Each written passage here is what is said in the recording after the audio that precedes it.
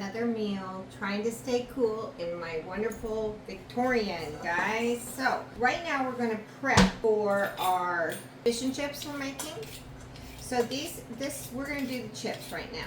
Now I just use russet potatoes. Those are my favorite. I prefer them because they just do better when you deep fry them, and it's just a preference. So what you're going to do is peel them up, take a knife, cut any bad stuff off. I'm going to rinse them later after I'm done. So my family doesn't like them sliced like this, so this is the way I do them for them, because this is their. Also check, this has got a little bit of what I call water rot in the center. It won't hurt the potato, but you do want to cut it out.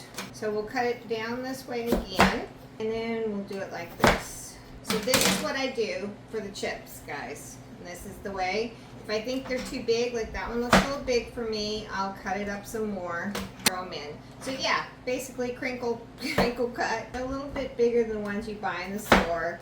Fresh made is always better. And this is really, really, guys, you'll see when we finish off and do it later on tonight. But fish and chips, you can make them at home. We make our own tartar sauce. We make our own. I have one daughter that likes, what is that stuff called? Cocktail sauce. So we will make our own cocktail sauce. We make our own coleslaw dressing, and we'll make coleslaw to go with it. It's a wonderful, cool meal. Easy peasy, takes no time at all. And really the only prep you have to do is what I'm doing right now. So now your potatoes, how are you going to keep them? You rinse them. What we're doing is we're trying to get we're getting some of the starch pulled out of them so they'll fry up nicer. So once I rinse them, I cover them with water. You can either put them in the fridge or you can add ice to your water. I will probably put mine in the fridge because 2:30, we're going to eat about 6 or 7. So we're getting about 5 hours till we eat. So that's a little long for them to sit out on the counter with ice. Okay, this is called a crinkle cutter. This is the old version. They sell it at Pampered Chef. There's other ones out there. I like this one a lot, so I keep it. They do have a newer version of the same thing. They don't make it. Is not exactly like this one, but I love my crinkle cutter. I use it on so many things other than just my potatoes. You can use it on any vegetables. Nice when you're making, like, anytime you want to put a fancy edge on something. I can't even think of all the things I've used this thing for, but I will tell you it's well worth owning. Stays nicely in your knife drawer, and it's dishwasher safe, so I highly recommend it. And no, I don't sell Pampered Chef. Used to, but I don't anymore. So fish and chips is not as big a deal in Texas, guys, but fish and chips up here in New England is hugely a Friday night meal, partly because I don't know why they eat so much fish and chips on Friday. I'm sure it may be to do with Catholic or something, I don't know.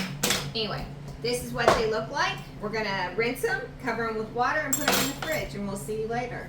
Okay, let's take our 8 minutes, our fries out, and as you can see, they're nice and brown, or chips, whatever you want to call them. Guys, fries and chips are the same thing. Just depends on which side of the pond you're on. Then you're gonna add a little bit of salt, and we'll put them over here and cover them so they won't get cold in my very hot, sticky house. Okay, I'm gonna add some more fries in. This is 4 russet baking potatoes that I used. That's enough fries for 4 people with everything else. Alexa, set a timer for 8 minutes. Okay. The pain in the butt when you get to the end, it's like that. Okay, so now we're going to get ourselves another cutting board. Not everybody owns 20 of them like I do, but you know, it's okay. Wipe my knife off. Now I'm going to do my onion. I'm going to use the whole onion, so I went ahead and take all the stuff off. Yes, I like to take the first layer off, not just the brown layer. It's a personal preference. You do you.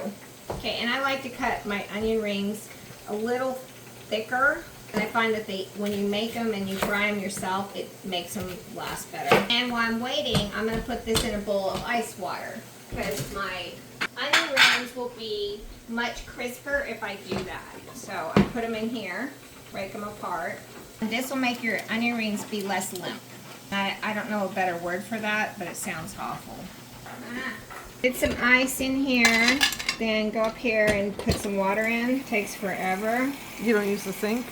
Well, I want it to be cold. Oh, okay. So these don't need to sit as long as your potatoes. I did my potatoes this at noon, But onions don't have to sit as long. They'll be fine. They just need to be in the water for a little bit, a few minutes. Up to 30 minutes to an hour. I find just a few minutes does the trick too. Yeah. Okay, I'm gonna go ahead and finish off my fish batter with onion rings. So it won't make as many as if you wanted to make onion rings, but that's a nice addition. Kind of do the same thing with them as you do with your fish.